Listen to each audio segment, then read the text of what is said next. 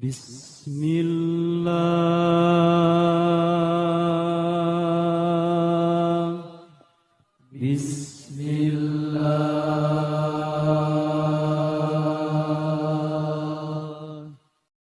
Tak warai ya dadi wong alim, kempung malam piro? Malam 22.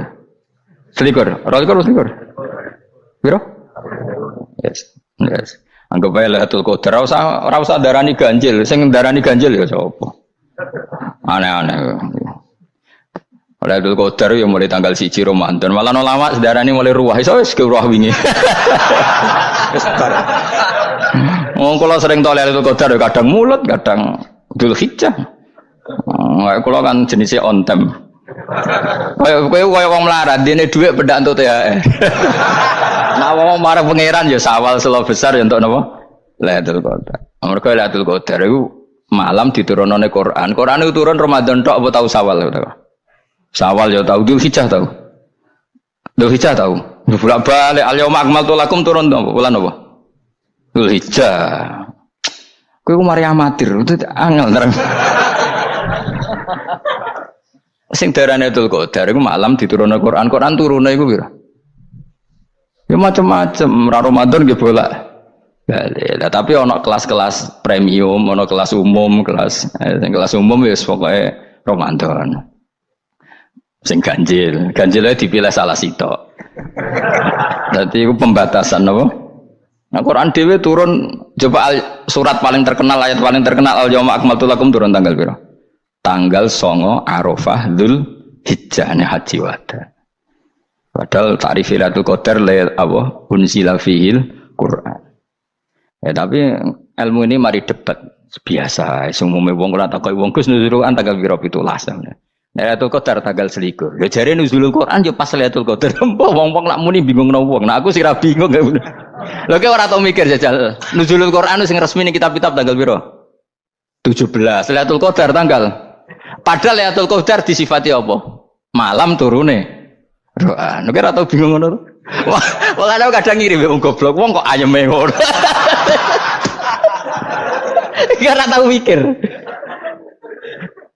Aku gumun goblok-goblok. Dadi ana ilmu paradok barang ya tenang, ya santai. Padahal ya tak bedheki ya nuzul Quran tanggal piro sing resmi cara kitab-kitab. 17 Ramadan. Lailatul Qadar sing resmi 21 nganti 29.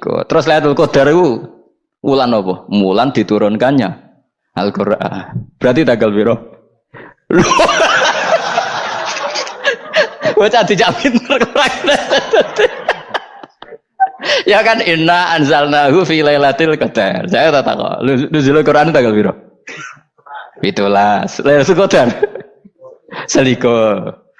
Terus Lailatul Qadar ku malam diturunkannya Al-Qur'an turun tanggal 17. Berarti Lailatul Qadar tanggal ada dik.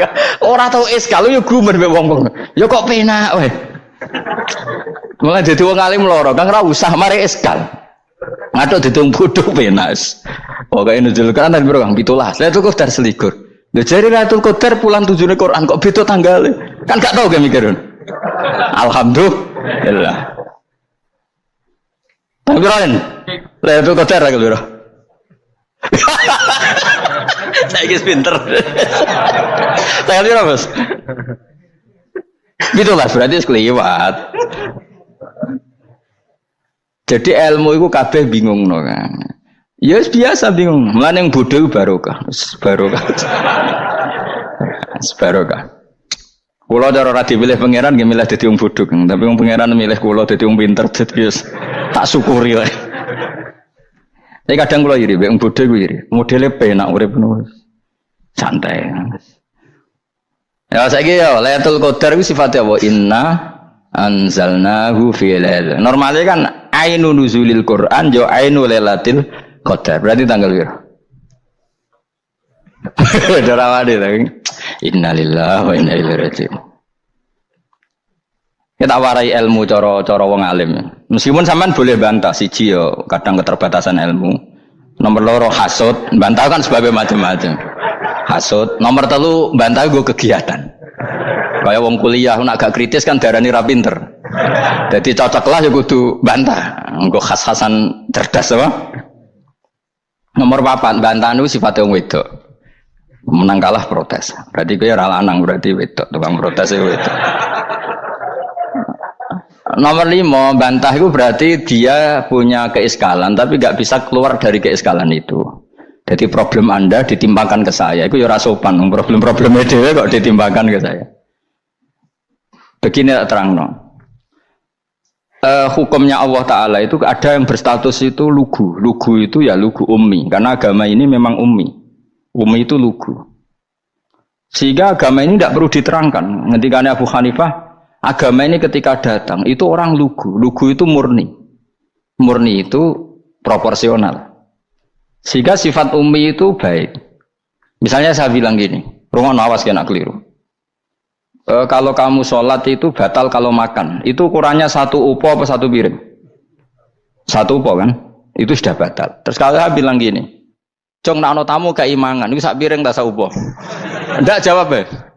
1 piring. Orang iso misal, tak keimangan, gue 1 upo. Nah, lalu Anda ditanya gini, lalu definisi makan itu apa? Memasukkan 1 piring ke mulut, apa 1 upo ke mulut?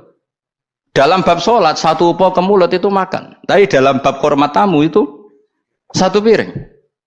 Setuju ya? Tak warai pinter kayak. Ayo tak warai ya. Wes setuju ya? Wes pinter. Lo jawab wes pinter. Urung. Lailatul Qadar ya kono. Misalnya Lailatul Qadar menjadi super karena ada sesuatu yang super turun, yaitu Lailatul Quran. Jadi menjadi super karena yang turun adalah sesuatu yang super, dan itu artinya tanggal. Loh, salah nih aku cek. Iku utek tanggal 21 kabeh sing ngaji ning kene. Oh jelas inna anzalnahu fi lailatul qadar. Rujuke ning ndi? Quran kan? Wa ma adraka ma lailatul qadar. Lailatul qadri khairum min alfi syahr. Makanya Lailatul Qadar itu ya bisa saja tanggal 1 kemarin sudah kelewat. Mbok entah ini jebelis baris dada. Atau mungkin Saban. Jadi perdebatan ulama tentang Lailatul Qadar. Malah ada wali yang bilang saya tiap hari mendapat Lailatul Qadar. Nah, itu malah ra kelas meneh, malah pusing, malah napa? Pusing. Udah gak usah mikir itu. Jadi hukumnya Allah itu ada 2. Ada hukum itu lugu dan ini bagus. Makanya saya itu kenangan saya terbaik dalam membela Allah dan Rasul. Saya ulang lagi, kenangan saya terbaik dalam membela Allah dan Rasul itu masalah faraid.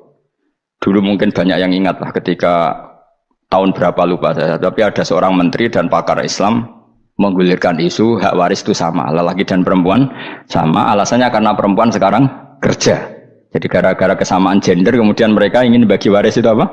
Sama lidzakari mislu hadzil unsayain itu ditentang. Gerakan itu pernah menguat, termasuk yang bisa dengan tanda kutip bisa menghentikan gerakan itu termasuk itu saya. Yang punya pikiran gitu tak parani, tak tantang begini. Saya bilang gini, Anda ngomong ini itu karena pinter apa karena tren? Tak tanya, ya karena pinter. Saya ini kan orangnya keren, punya kepangkatan jos lah. Ya kepangkatan jos, kepangkatan dunia, mestinya cara pangeran jos ora ya ora. Cara ukuran dunia itu jos lah. Tak tanya, saya itu Pak Ba, termasuk yang setuju gerakan kesamaan gender. Dulu kan lelaki perempuan itu beda sekali karena lelaki kerja perempuan tidak. Sekarang sama-sama kerja maka warisnya harus sama. Terus saya tanya gini, lalu penyebab warisan itu kerja apa lelaki? Dia jawab kerja. Dia nggak ngerti kalau ngadepin saya. Saya ini kan orang alim yang biasa belajar mantek. Dan ini roh nak aku ngalim. Sembrono ya jadi ini. Ketika tak tanya gini, lalu misalnya saya punya anak, yang anak saya putri itu direktur BUMN atau direktur bank atau direktur PT besar. Kemudian anak lelaki saya idiot, goblok. Warisannya dikasihkan siapa? Kalau kerja adalah alasan dapat warisan, berarti anak saya perempuan itu yang dapat warisan dong. Anak saya lelaki kan idiot, nggak kerja. Lalu warisan itu berdasar prestasi apa empati? Kalau berdasar prestasi malah Anda ini aneh. Sudah kerja direktur BUMN hanya karena dia kerja, dia dapat warisan karena Anda bilang asbabul irsi adalah kerja. Kalau saya bilang karena empati, saya juga gak fair. Yang kerja juga butuh modal gak saya warisi, tapi yang idiot tak warisi karena warisan berdasar empati. Lalu Anda milih mana? Bingung deh namanya. Sampai dia ikrar, saya belum pernah mendapat perlawanan seperti ini karena Anda ngomong sama orang-orang goblok, kata saya. Terus saya bilang, saya ini ngaji Wahab khatam berkali-kali. Anda mungkin baca kitab Wahab itu hanya terjemah. Maka menurut Islam yang menjadi hak waris itu sebabnya zukurah wal unasah, kelelakian menjadi dapat 2 bagian, keperempuanan menjadi 1 bagian, dan itu Islam tidak mau urusan dengan prestasi maupun empati, mujarrodul zukurah dan mujarrodul unusah. Sehingga dengan seperti ini tuh Islam nggak ribet. Coba kalau kamu pakai ilatul hukmi, pakai cara berpikir logika, malah ruwet. Karena tadi, kalau kesamaan gender itu karena perempuan kerja, lalu misalnya yang lelaki idiot misalnya atau pengangguran, warisan kamu kasihkan siapa? Kalau kerja itu menjadi alasan hukum, kamu kasihkan yang perempuan kan? Aneh nggak? Yang sudah kerja malah kamu kasih warisan, yang nganggur enggak. Berarti berdasar prestasi atau berdasar empati. Kalau kamu dapat warisan, idiot dulu dong. Idiot dulu, goblok dulu, kecelakaan dulu, baru dapat warisan karena dapat empati. Yang sudah PNS nggak perlu dapat warisan karena sudah juga ruwet. Fikih seperti ini ruwet nggak? Ruwet. Nah, kata Imam Haromen gurunya Ghazali, agama itu kadang dinuna dinul ajais. Kita ikut yang lugu saja. Allah bilang lelaki dapat 2 bagian dari perempuan, ya lelaki ya yang punya alat kelamin, penis. Perempuan yang punya farji, ya sudah gitu aja, gak usah ruwet-ruwet. Kenapa begitu? Ya sudah seperti itu. Nanti lama-lama gini kalau diterusin. Ada seorang dokter fikih perempuan. Dia menguasai fikih sholat. Ruhin lanang tapi gak menguasai fikih sholat. Rohnya mau pesolatan misalnya. Lalu yang jadi imam siapa kalau berdasar prestasi? Perempuan dong, karena dia doktoral fikih sholat. Dia menguasai aneh-anehnya sholat. Goro ibu masaili sholat dia menguasai. Sementara Ruhin takoi sholat itu apa Ruhin? Pokoknya ini gugus ngadeg terus lugu. Terus ngadeg malih. Apa? Ada mulan. Nak salam ngalerian. Dia tahunya hanya itu dok. Lalu kalau nuruti imam sholat adalah yang terpandai dalam fikih sholat, tentu yang imami perempuan. Tapi agama ini tidak seperti itu. Pokoknya wong lanang imami. Wong beda.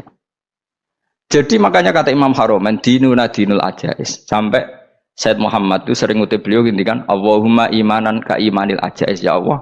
Semoga iman saya menerima konsep engkau itu ka imanil ajais. Imannya wong wedok-wedok sing lugu.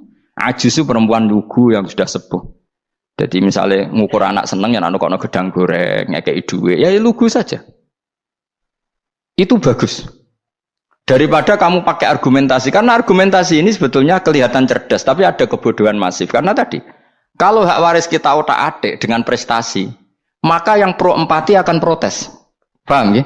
Masa yang sudah kerja dikasih banyak, yang idiot enggak? Tapi kalau berdasar empati juga aneh. Masa dapat warisan harus goblok dulu, harus kecelakaan dulu.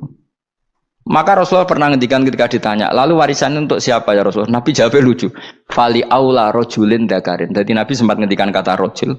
Kemudian direvisi dakarin. Fali aula rojulin dakarin. Semua ulama ngendikan dakarin di sini adalah badal. Nabi ngendikan rojulin, kemudian Nabi ingat kalau rojul itu identik dengan lelaki dewasa, apa? Kemudian Nabi mengulang lagi zakarin, tidak harus dewasa, yang penting lelaki. Jadi meskipun baru lahir, kalau dalam keadaan baru lahir namanya apa? Kan zakarin kan, belum bisa dikatakan rojul. Paham ya? Nabi ngulang 2 kali, fali aula rojulin zakarin. Ini penting saya utarakan supaya clear. Jadi agama itu gak usah diotak-atik. Ya itu tadi, misalnya imam sholat itu lelaki, ya sudah lelaki. Lelaki itu apa? Yang punya alat kelamin lelaki. Jangan dibalik ini. Yang dikatakan lelaki itu orang kuat. Sehingga meskipun perempuan kalau kuat, misalnya perempuan anggota poluan, lelakinya cemen, idiot, maka imamnya perempuan gitu. Karena makna lelaki adalah kuat. Ini keruwetan.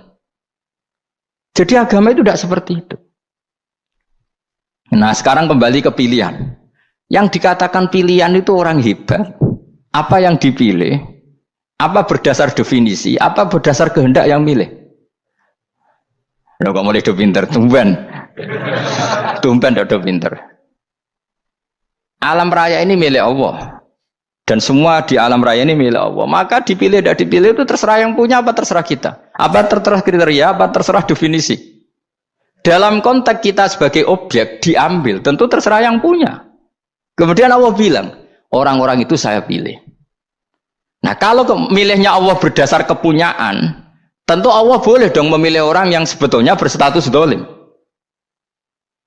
Ya tapi ya tetap dia dolim, tapi ya tetap dipilih. Kenapa ya? Karena Allah yang punya. Saya misalnya orang kaya, boleh nggak punya HP buruk? Boleh kan? Terserah saya. Saya orang kaya, beli HP mahal, medium dan paling buruk. Boleh enggak? Boleh, saya yang punya. Nggak boleh, Gus, orang kaya harus beli HP yang mahal. Yang bilang harus siapa? Nah kegoblokan kita ini seperti ini. Nak wong sugih HP ini kudu larang. Nak wong alim kudu bojone ayu. Sing kudu darani kudu ayu ku sapa? Nak maji jalan yang dumbu swarga lho kudu iku sing swargane mbam tapi kudu. Nah, kita ini sering berpikir ngatur Tuhan. Nah, Indonesia negara yang mayoritas muslim terus Islam Indonesia kudu dadi sampling Islam seluruh apa? Dunia. Ya ora usah sombong ngono ya keben. Mayoritas juga wonge kakean ngono ae ora perlu GR jadi sampling percontohan Islam internasional ora perlu ngono. Lah misalnya terus jadi contoh misalnya Masjid Haram niru Jumatan ning Indonesia berangkat mbek do rokokan. Bariku teki diusep-usep nang pojok pager. Lah misalnya wong Mekah terus do ngono kabeh karena mencontoh Islam Indonesia. Kacau gak? Ora usah GR ngono biasa wae. Napa? Biasa wae. Terus misalnya mencontoh Islam Indonesia, Indonesia nak jaran Wali Songo terus tahlilan nunggu nganti setengah jam. Lah terus raudhah dikepung ngono rak macet Mekah Madinah. Mergo agar ziarah Nabi terus lungguh apa? Sak jam. Nah ning wali sak jam ning Nabi 2 jam lah kira-kira gitu. Ya malah nganyak Kanjeng Nabi tuh. Nabi sekaruan afdhalul khalqi mbok dongakno wa maghfir lahu warhamhu. Iku malaikat sak langit misah. Ya Nabi kok dongakno di sepuro. Kowe tapi ya butuh sepuro. Enggak boleh doakan Nabi gitu, enggak boleh. Wa sholli ala sayyidina Muhammad wa ala alihi. Enggak boleh pakai ighfir lahu. Masalah kita tahlilan apa alam donga iku terus kamu gunakan. Ya misalnya terjadi percontohan Islam dunia terus Nabi kabudut ditalkin, nak ditakoki waman rabbuka piye. Terus Nabi warai waman nabiyuka. Mesti Nabi yo pro, lah aku Nabi coba takoki. Jadi kita ini sering kumo luhur karena kita mayoritas terus jadi percontohan Ora usah ngono. Paham ya napa? Ndak usah ngono, mayoritas ya mayoritas sae, tapi ora usah GR jadi apa? Percontohan internasional. Mungkin kalau masalah Islam damai ya bagus. Tapi itu kan tidak hanya Indonesia. Di mana-mana yang Islam damai juga banyak. Dan yang tukaran juga banyak. Toh yang tukaran nggak pernah maklumatkan diri ini percontohan janda. Ya biasa saja. Saya ulang lagi ya. Maka menurut saya nggak akan benar pendapat Khawarij atau pendapat Islam yang keras bahwa orang dosa besar itu keluar dari Islam. Karena ketika Allah mengatakan, kemudian aku pilihkan kitab ini, tak kasihkan orang-orang yang saya pilih. Itu diantara yang pertama adalah meskipun mereka sebagian tetap zalim. Artinya tetap zalim itu tidak menjadi dia keluar dari status Islam. Paham ya? Sekarang saya tanya, yang dikatakan warga Indonesia itu siapa? Ya siapapun yang bergeografis di Indonesia, lahir sebagai akte Indonesia, saya orang Indonesia. Kemudian ada yang penjahat, ada yang maling, kita penjara. Apa dia keluar dari kebangsaan Indonesia? Enggak kan? Sama ketika orang Islam menjadi zina dan fase koruptor, keluar dari Islam enggak? Enggak. Karena Allah tetap bilang faminhum. Apa?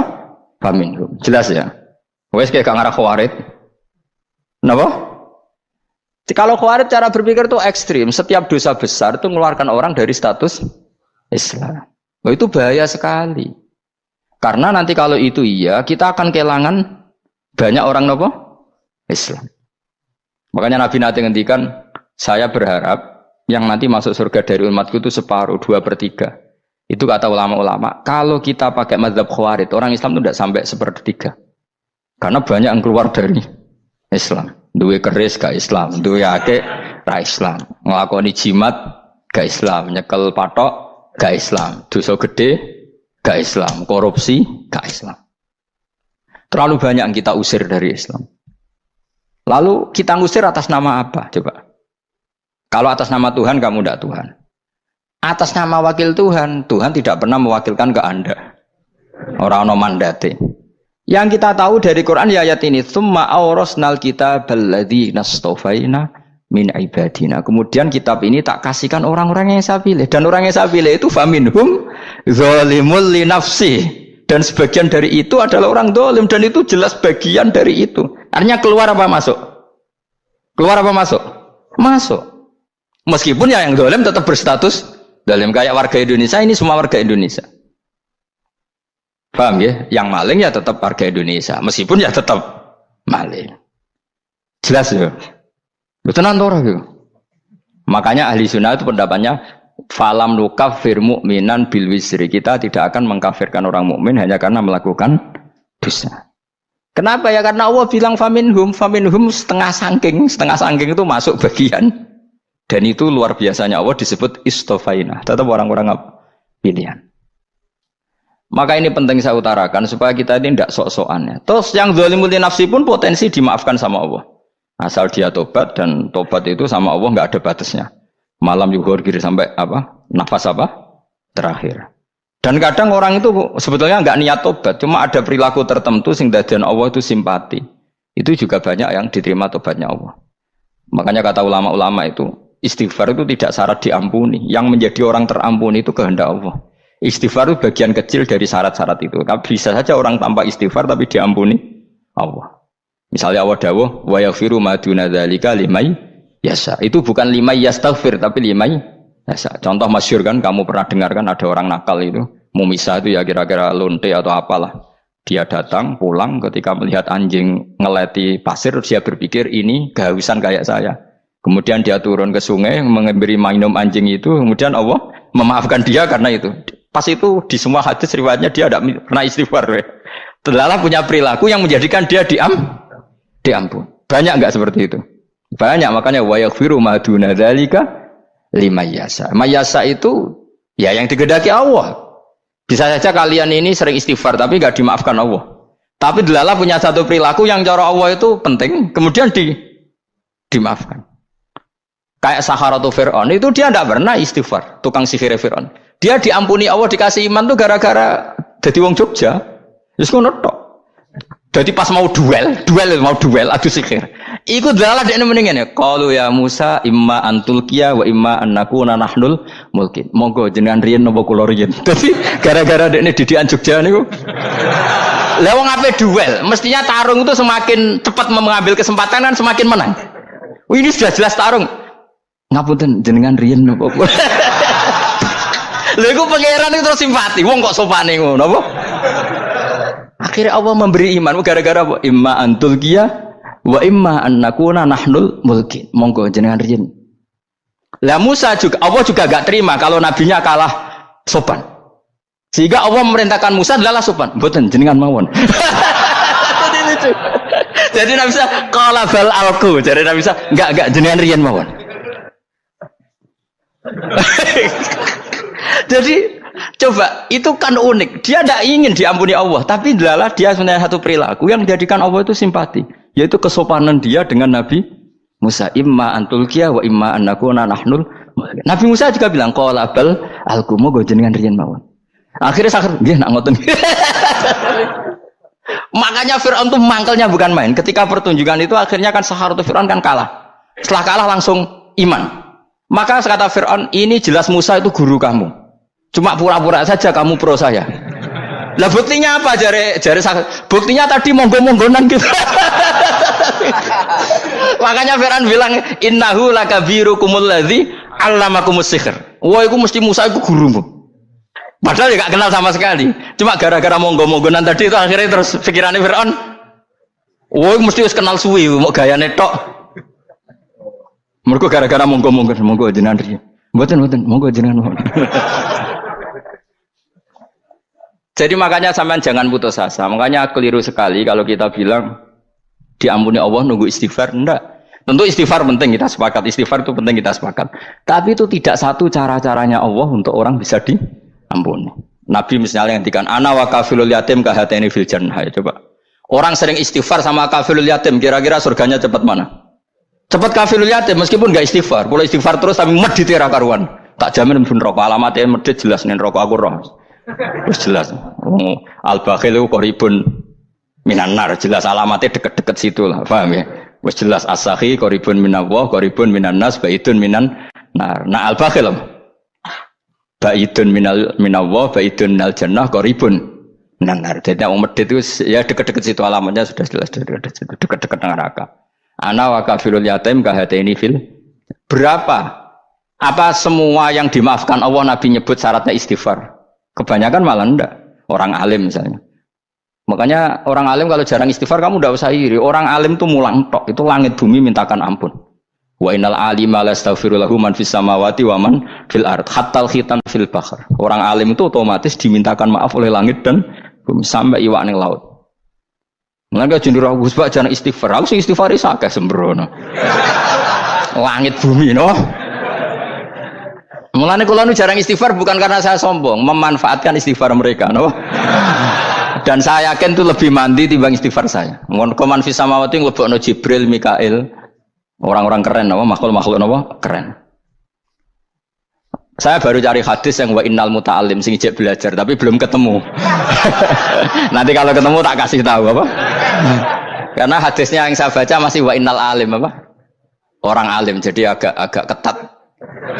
Nah, nanti kalau sudah ketemu wa innal muta'allima, nanti dicari. Tapi pasti palsu kalau ada itu. Karena semua teksnya itu apa? Alim. Atau ya kamu alim dibanding yang di bawahnya. Ya semoga itu masuk apa? Jadi dibanding orang Papua kan harus alim. Saya ulang lagi, ini penting sekali. Jadi latihlah jangan punya gerakan takfiri orang lain dianggap kafir, orang lain dianggap kafir, karena Allah tidak pernah mengusir hambanya. Meskipun apapun salah najiyah, kata Allah tetap faminhum. Apa? Faminhum. Hum itu rujuknya ke yang depan. Jadi termasuk orang-orang yang saya pilih adalah faminhum zalimul li nafsi. Tetap dia di arena itu. Nisbatnya Islam ya tetap di area Islam itu. Meskipun yang ya kayak warga Indonesia coba. Warga Indonesia itu siapa? Yang terlahir di Indonesia dan ber-KTP kartu keluarga Indonesia sudah. Nanti tentu yang bajingan tetap bajingan, yang koruptor tetap koruptor. Tapi menjadi warga Indonesia terus keluar dari warga Indonesia, tetap warga Indonesia. Kira-kira seperti itulah analoginya. Tetap istofaina, tapi tetap berstatus faminhum dalim. Tapi rujuknya kan tetap faminhum ikut setengah saking alladinas tofaina.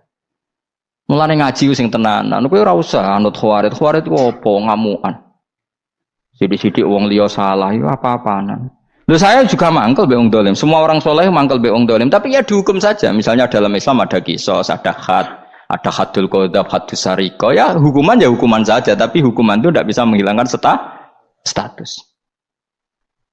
Ya sama seperti manusia tetap manusia. Meskipun apapun dia ya manusia.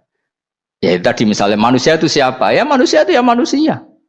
Terus kamu bikin orang yang standar ideal manusia adalah yang berperilaku baik, yang enggak pernah salah. Kemudian kalau Zaid itu maling berarti tidak manusia. Terus barane apa? Ketek.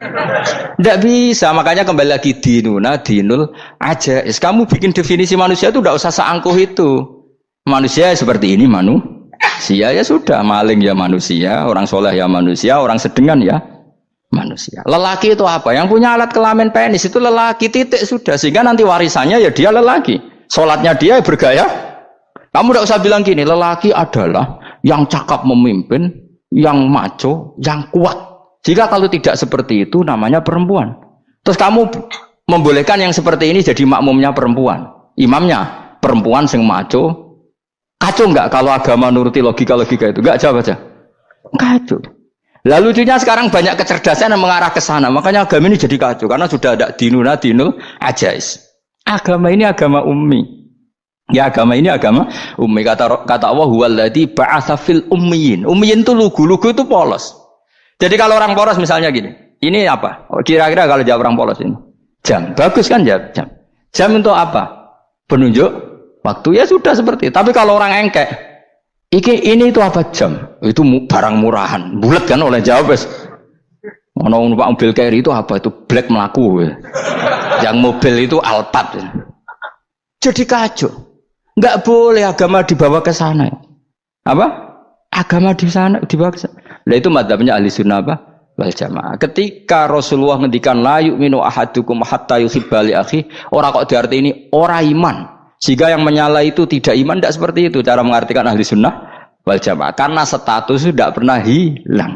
Yang hilang hanya kesempurnaannya. Paham ya?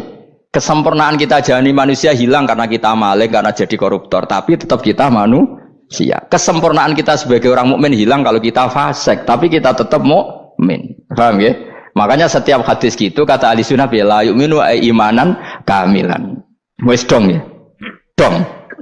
Dong, ya terus alhamdulillah, subhanallah. Ya udah alim, mas malam rolikur, malam Lailatul. Aku kadang yang melok goblok, aduh. Saya tuh sering dididik sama bapak saya, sekumpul wong akeh kudu melok goblok guys.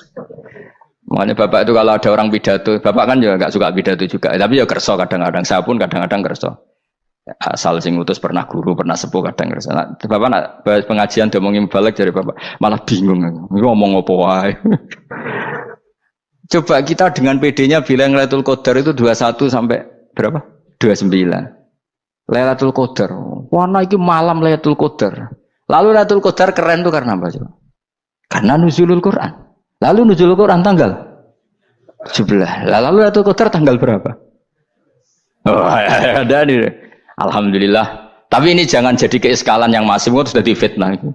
Coro Gus Bak, ya coro Gus Bak, coro Quran ngawur gitu. Sembrono. Memang aku tidak pendapat tentang Quran, dan ayatnya seperti itu.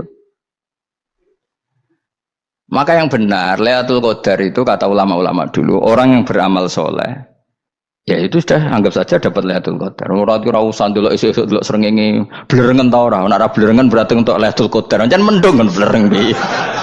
Terus bengi angite sayup-sayup. Anggere dini hari ya sayup-sayup blok-blok aneh-aneh wae. Lah nek pikir segoyo ora, berarti wong laut gak taran untuk Lailatul Qadar, ke segoro kidul langine bianter. Lah nek ning Dieng ya mesti sayup. Mau angin dok gunung wis kesel tadi untuk sayup-sayup. Gaya ukuran ojo ngono, gaya ukuran ngono rak wong Dieng luwih ngrasa entuk Lailatul Qadar timbang wong segoro kidul. Segoro kidul angine apa? Buanter. Padahal alamate piye? Sayup-sayup. Mana-mana. Maksudnya alamat ngono iku ora ngono, maksudnya ayat iku Kanjeng Nabi mbadhawuh ngono, maksudnya ora ngono. Wes dong ya. Ayo Lailatul Qadar tanggal. Aku seneng wong bodho. Kowe enak urip wis happy no? Happy. Ya saya ulang lagi ya. Jadi kejati dirian itu tidak bisa hilang dengan standar keidealan. Yang hilang itu standar apa? Keidealan. Misalnya kita maling ya eman lah sebagai orang mukmin kok maling. Warga Indonesia kok kriminal tuh eman, tapi dia tetap orang Indonesia. Orang Islam tetap Islam meskipun dia fasik. Sebab itu Allah ngendikan faminhum dzalimul linafsi. Sebagian dari orang yang saya pilih dia adalah orang dolim. Ya dolim saja. Kamu jangan kamu katakan kafir ya dolim saja. Dolim kira-kira maknanya kurang ajar, kacau, kriminal.